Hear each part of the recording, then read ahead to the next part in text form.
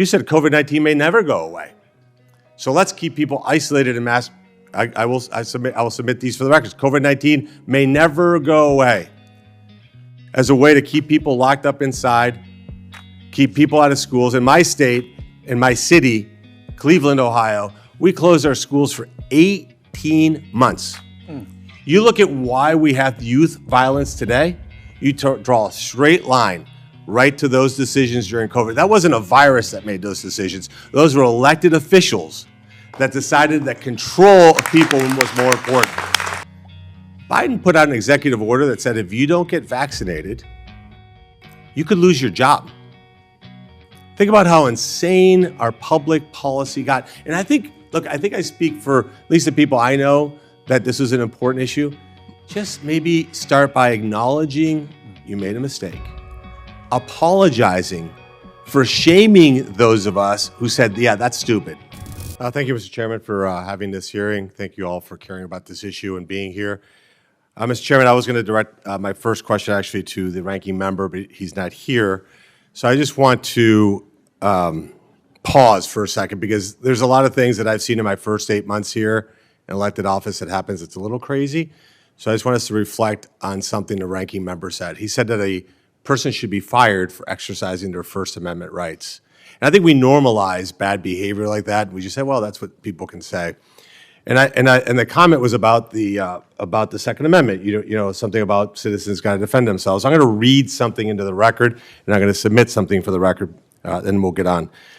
So there was a gentleman that said the following: the people's ability to arm themselves and form state militias provide a powerful check on the federal power, ensuring the populace can resist potential government overreach. In fact, went on to say that an armed citizenry is the best defense against an ambitious government. Now, the ranking member would have that person fired. What the ranking member may not realize, and I want to submit to the record, is Federalist 46, written by James Madison. So the person that created the Constitution that allows us to do our job here for 240 plus years should be fired for saying that we should have the right to protect ourselves. That's pretty outrageous. And I thought that was an important part to clarify for the record. So again, without objection, we'll submit Federalist 46 to the record. Without objection. Thank you. It's available at the archives as well. All right, so let's talk about Mr. Siri. I think the main issue here is about biases. Would you agree that when you have a study, now like I'm a business major, I'm not a science major, but I think the issue here is there bias in your work? Would you agree that that's foundational? And all three of you can answer that. Is being free of bias important? Mr. Siri, yes or no? Absolutely, and it's hard to find, obviously. Everybody's got a bias. That's Sure. human nature. There's no such thing as something that's unbiased. That's why you want to have as rigorous a design to a study Oh, yes. beforehand. So having clear Yes, sir. biases, okay. All right. Yes, sir. He won't be as generous with my time. And Dr. Rogers, would you agree? Yes, no? Being free of bias is really important? Yes, absolutely. Okay. And then, Dr. Scott, would you agree with that? Certainly. Okay. So let's talk about the topic of bias. Would the following statement be considered biased or unbiased? Our president is a misinformation super spreader. I know this isn't surprising to a lot of people, but it's deeply disturbing. Biased comment or unbiased comment? Is that based on science? Are you asking me? Yeah. It Quick. reflects This should be quick. It Yes or reflects, no? reflects a bias against the president. Dr. Rogers, a biased statement, yes or no? Agreed, biased. Dr. Scott, biased? Okay, that was your statement, your tweet on October 1st of 2020. Trump spews misinformation like no other. For our president to say that the problem is that doctors taking care of patients dying from COVID are venal and are committing fraud to cook the books is so low, it's subterranean. Biased or unbiased? Yes, sir. Biased? Yes, sir. Dr. Scott? Okay, that was your statement in October 25th of 2020. Trump's response to the U.S. COVID crisis when interviewed by Chris Wallace, it is what it is. Vote like your life depends on it. Biased or unbiased? Mr. Siri? Yes, sir. Dr. Rogers? I think voting's a good thing, but I don't really have an opinion on that one. But that your life depends on whether this election happens, like you will die if the wrong outcome occurs? Yeah, that seems biased. Seems overstated. Seems yeah. overstated. Dr. Scott? I stand by it. Okay, July of 2020, your statement. There are 69 days left of the Trump administration. While he schemes to survive politically, thousands of Americans will die. The number of COVID deaths yesterday was 1,421. If the death toll remains the same, then 98,049 deaths will occur between now and January 20th. Biased? Given the data at the time, I think yes. Dr. Rogers? COVID deaths in the Biden administration far exceeded COVID deaths during yeah, the biased. first Trump administration. Scott? Yeah. I hope you get into his post, too. So biased. Okay. Now, interesting because prior to me coming to Congress, people think I was in the retail automotive business, and that's true, but I also had a tech company. I'm going to tell you a 30-second story.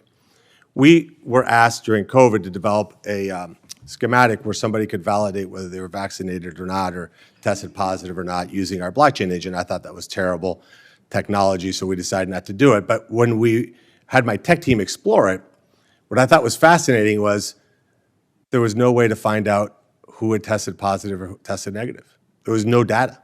So, typically with a computer system, you have to plug into a data source, pull the data so that you can report it out. So when we went to the state and said, hey, give me the data, who's been tested and who tested negative, who tested positive, you know what the response was? We don't have that data. It's like, well, that's fascinating because every night when I turn on the news, they tell me it's 1,421 people died of COVID. I'm like, well, that's interesting because if the data doesn't exist, then how do you know that's true? So I just thought I'd share that with you a little bit. So the other piece of the equation is when we talk about science, I think there has to be a certain humility. Now, my dad was a doctor. He beat in our heads that the key to being a doctor is to have humility. I think the humility should be able for us to look back 4 or 5 years later and go, we made a lot of mistakes. A lot of people were harmed. And I think it's the failure of that humility that's infuriating to a lot of people. I'll give you some examples. I have a 4-year-old grandbaby. A 2-year-old grandbaby just turned 2 yesterday. Do you think it was appropriate, yes or no, Mr. Siri, if a 2-year-old have been put a mask on, a 2-year-old? Is that a good idea? I believe that everybody should be able to make their own medical decisions. But again, just generally speaking, putting a mask on a 2-year-old. I wouldn't put a mask on a 2-year-old if it was my choice. Dr. Rogers? No, Dr. Scott? I wouldn't either. Okay. You tweeted in January of 2021 that you masked your 2-year-old and that all 2-year-olds should be masked. I'll submit the tweet for the record. That your 2-year-old, I don't know that you have a 2-year-old we've never met. Well, I changed my mind. Okay. But again, having the humility to say that was a bad idea. Yeah. Having the I'm humility, admitting it. I'm admitting it. which is good. I applaud you for that. Having the humility to say, having the humility to say that when you walk into a bar, after having a mask on outside, and then you walk to your table, and then you take your mask off to eat, made sense. We can now look back and go, that was ridiculous. And I tweeted about that numerous times, how ridiculous that was. So, Well, I'll submit another tweet. bias. This is selection bias right here. I'll put your tweet on the record in which you actually said that a man walked outside with a mask, walked into a restaurant, got in a seat, took off his mask and drank a beer and sat with everybody doing the same, as in like, hey, that's normal. In fact, you said something that I thought was very interesting. You said COVID-19 may never go away. So let's keep people isolated and masked. I will submit these for the records. COVID-19 may never go away as a way to keep people locked up inside, keep people out of schools. In my state, in my city, Cleveland, Ohio, we closed our schools for 18 months.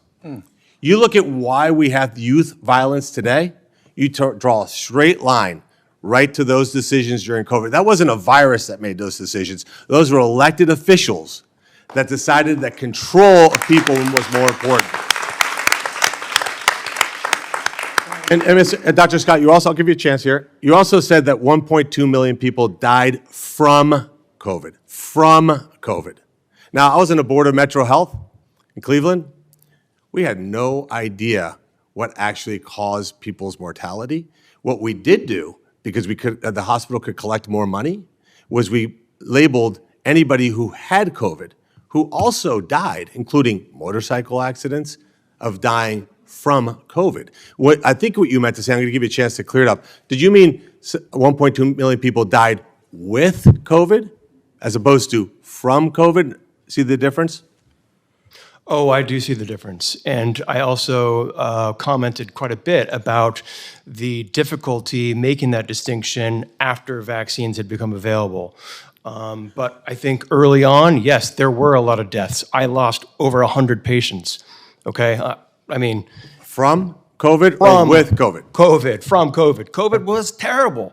And But then we had more it death- definitely became much more complicated to reconcile people who died with COVID from COVID. But you didn't have a problem. You were a pretty definitive statement. But what Dr. Rogers said earlier was interesting, which is more people died during the Biden years. Now, just to remind everybody, it's important.